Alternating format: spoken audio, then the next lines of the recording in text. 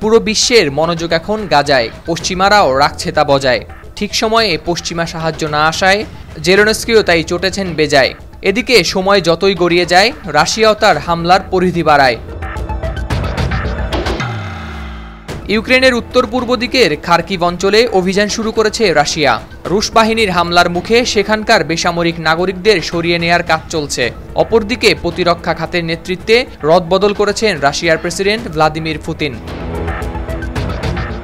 যুক্তরাষ্ট্র থেকে পর্যাপ্ত অস্ত্র হাতে পাওয়ার আগেই ইউক্রেনের দুর্বলতার সুযোগের সদ্ব্যবহার করছে রাশিয়া।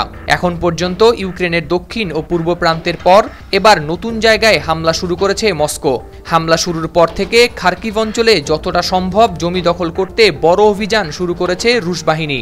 এদিকে খার্কিভ থেকে ৪৫ কিলোমিটার দূরে ইউক্রেনের দ্বিতীয় বৃহত্তম শহর ভোভচানস্ক উপকণ্ঠে দুই বাহিনীর মধ্যে সংঘর্ষ হয়েছে ব্যাপক।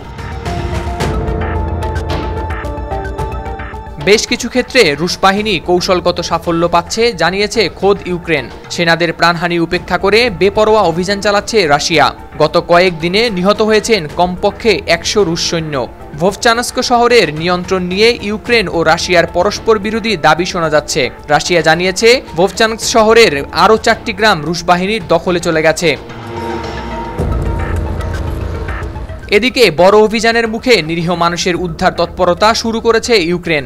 আক্রান্ত অঞ্চলে বসবাসকারীদের প্রয়োজনীয় জিনিসপত্র সঙ্গে নিয়ে ইভাকুয়েশন পয়েন্টে চলে যেতে বলেছেন স্বেচ্ছাসেবকরা। গত কয়েকদিনে প্রায় ৬,০০০ মানুষকে উদ্ধার করা হয়েছে বলে জানিয়েছেন খার্কিভের গভর্নর। ইউক্রেনের প্রেসিডেন্ট ভিডিও বার্তায় খার্কিভ অঞ্চলের গ্রামগুলোতে রক্ষণাত্মক সংঘর্ষের কথা জানিয়েছেন। তার মতে সেখানে সংঘর্ষের মাত্রা অন্যান্য অঞ্চলগুলোর মতো এত তীব্র নয়।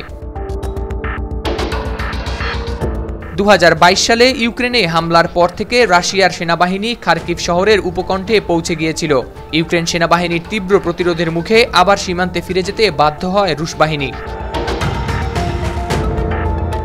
এদিকে রাশিয়ার প্রেসিডেন্ট ভ্লাদিমির পুতিন সামরিক নেতৃত্বে বড় ধরনের রদবদল এনেছেন। দীর্ঘদিনের প্রতিরক্ষা মন্ত্রী সের্গেই শোইগুকে সরিয়ে নতুন প্রতিরক্ষা মন্ত্রী হিসেবে ঘোষণা করেছেন আন্দ্রেই বেলুসভের নাম।